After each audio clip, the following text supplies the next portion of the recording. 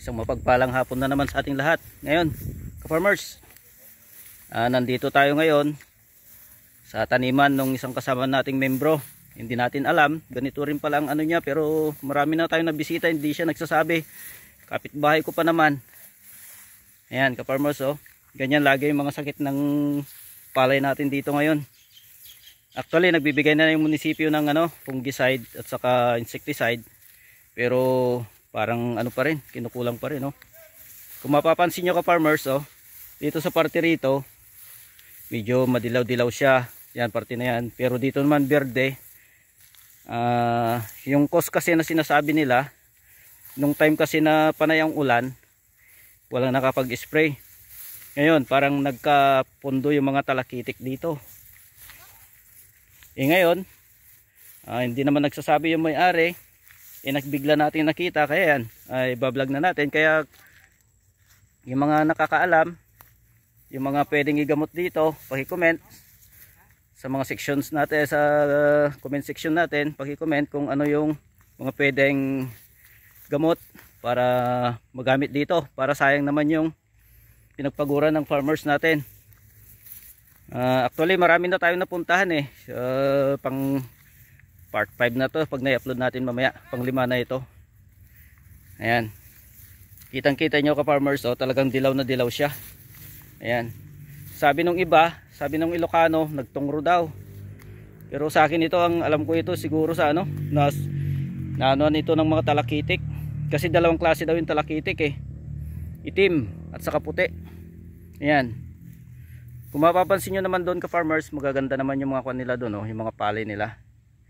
Ayan, hindi natin alam. Pero ito, nagtataka tayo, ba't naninilaw? Pero actually, ka-farmers, talagang may problema siguro sa palayan ngayon.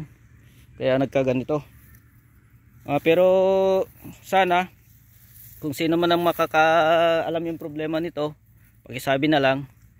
At naghihintay po yung kasamaan natin, paki-comment. At kung ano yung gamot na pwedeng igamot dito, yun ang bibili natin para dito.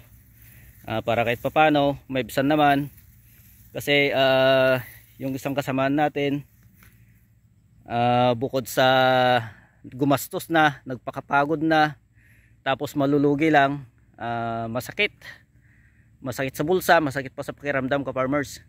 Lalo na't ngayon, ang kinikwenta lang natin ngayon, ang presyo daw ng palay, pero actually hindi pa naman approve. Ang presyo daw ng palay nasa 7 pesos. Paano na yun? Pag magkikwenta ka, halos wala nang kita yung kasama nating farmers. Kawawa lang.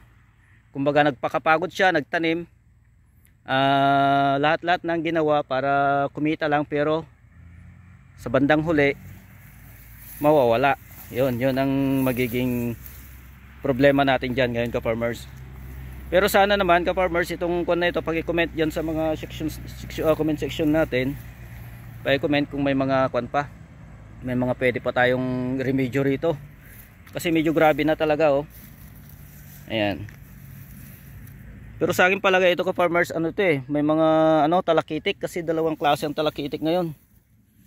Yung isa kulay itim siya, pero itong isa puti, yun daw. Sana naman kung sinong nakakaalam ang remedyo nito, paki-comment na lang, at yun ang bibilhin nung may-ari, yun ang sasabihin natin para maibsan yung yung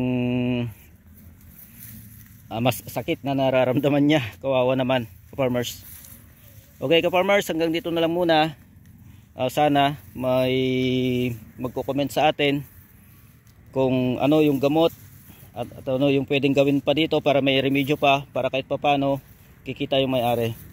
Okay, ka-farmers, pag may oras, paki-like and share. Maraming salamat.